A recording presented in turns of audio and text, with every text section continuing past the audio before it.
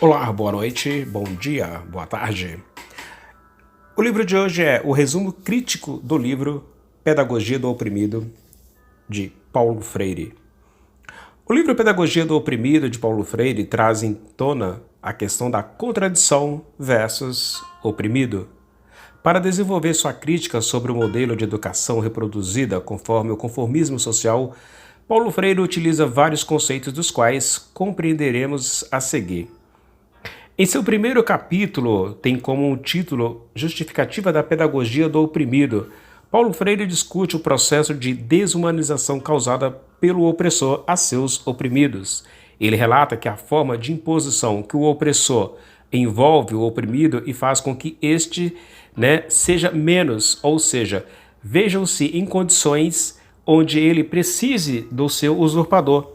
Neste capítulo, Paulo Freire desenvolve dois conceitos importantes: a revolução da contradição, para ele, uma revolução no campo da opressão, por buscar mudanças daquelas que dominam, e acabam gerando opressores e oprimidos. Já na contradição, o opressor se reconhece como o tal, e o oprimido consegue ver-se subjugado por outro.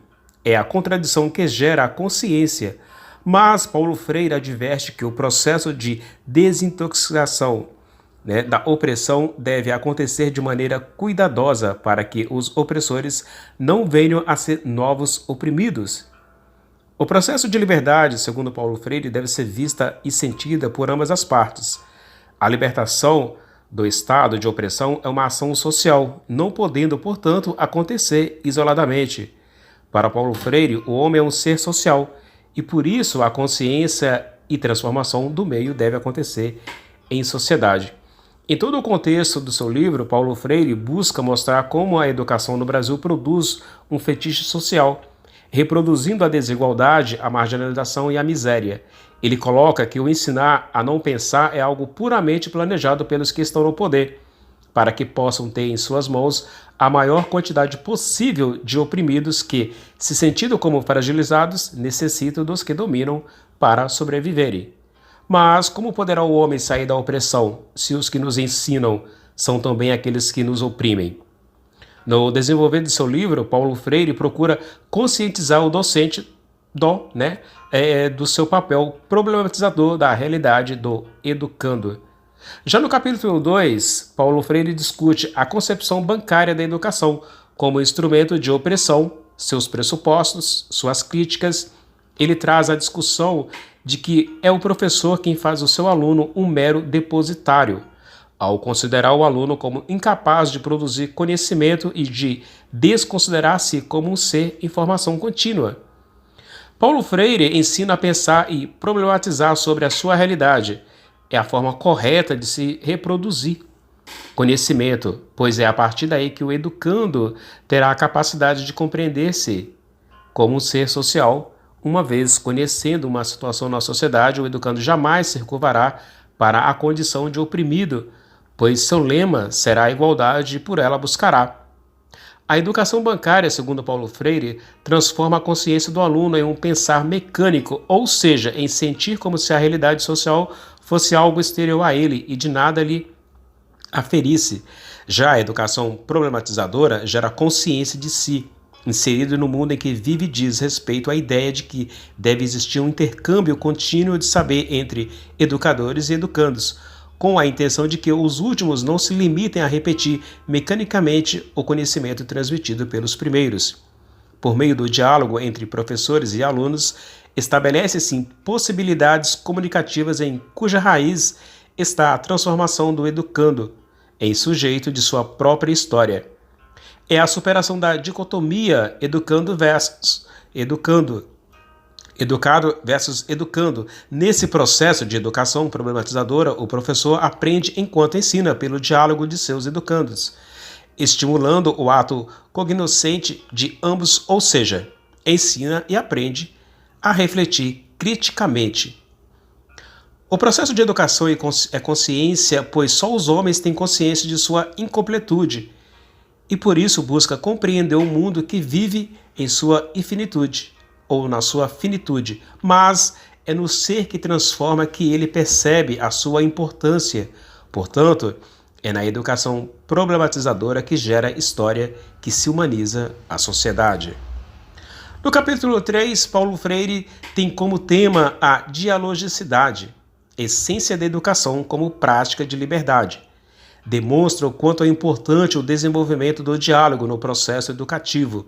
A comunicação é expressa pela palavra e pela ação, por isso a verdade tem que estar constante nesses dois momentos de construção da educação, tanto do aluno quanto do professor.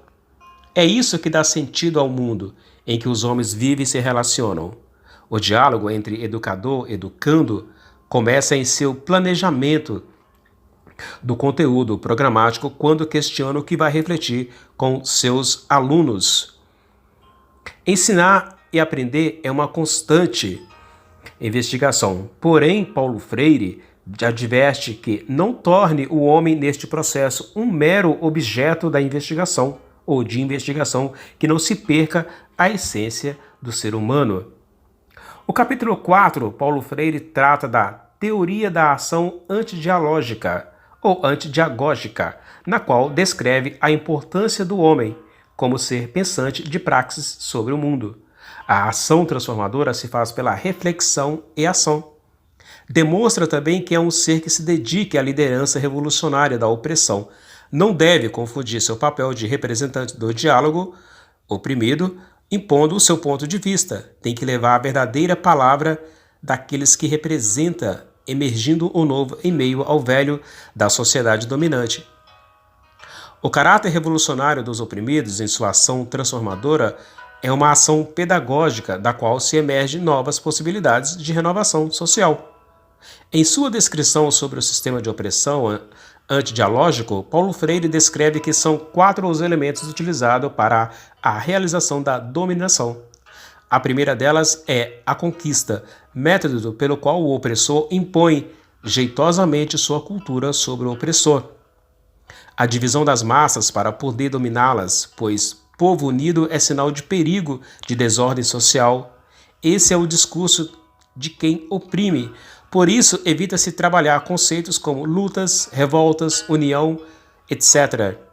É pela manipulação que os opressores controlam e conquistam as massas oprimidas para a realização de seus objetivos.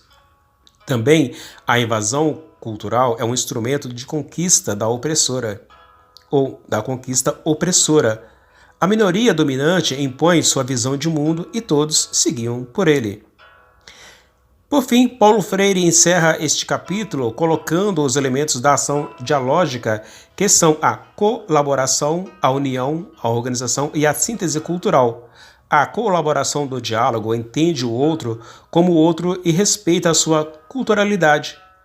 A união da massa oprimida se faz necessária e é papel do representante dessa classe mantê-la unida para ganhar força de transformação. A organização é um aporte da união das massas, mas é também um sinal de liberdade para os oprimidos. A síntese cultural se fundamenta na compreensão e confirmação da dialeticidade, permanência e mudança que compõem a estrutura social. Portanto, compreendendo a tese fundamental de Paulo Freire neste livro, vemos que ele elabora conceitos pedagógicos pelos quais o educador deve enveredar-se para uma transformação no contexto social de dominação, que se dá através do processo de educar. Opressores e oprimidos são vítimas da mesma inconsciência. A conscientização se dá por um processo gradual em que busca a liberdade sem produzir novos opressores e oprimidos. Ele coloca uma revolução na estrutura social, através da qual o homem, como sendo de fundamental importância a sua existência no mundo, é capaz de fazer sua história sem um futuro a priori, como este que é imposto pelas minorias dominantes.